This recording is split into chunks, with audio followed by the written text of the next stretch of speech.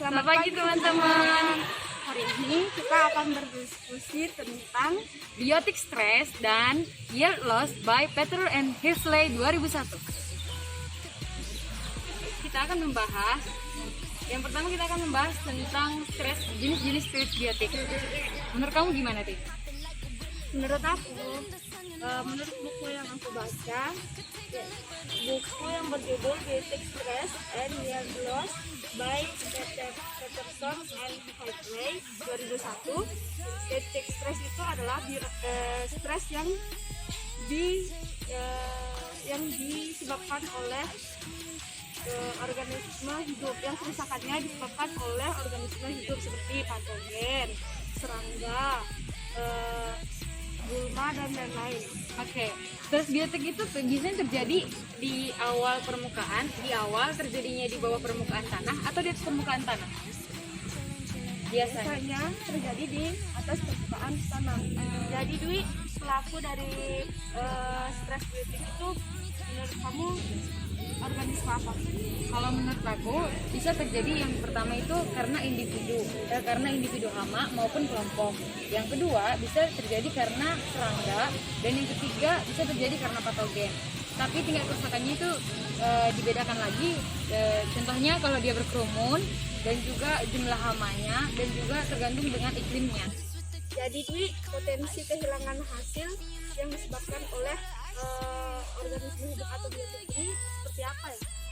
Kalau menurut buku Peter and Hisley 2001 menjelaskan yang pertama bisa disebabkan karena cedera.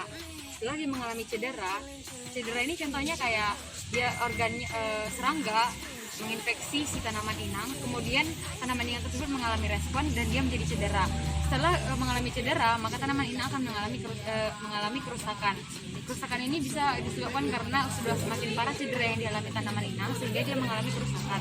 Dan setelah dia mengalami kerusakan yang maksimal, sehingga tanaman tersebut mengalami stres, sehingga menyebabkan tanaman tersebut tidak kehilangan hasil dan juga potensinya. Jadi dari stres biotik yang kita pelajari, kira-kira menurut kamu gambar satu ini dia menjelaskan tentang apa ya?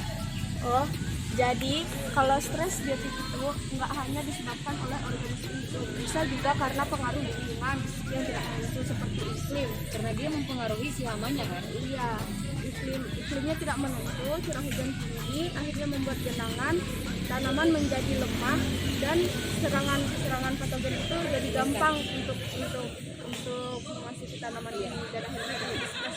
Kalau gambar nomor 2, ini kira-kira kekeringan ya? Bukan. Ini apa ya? Rawa.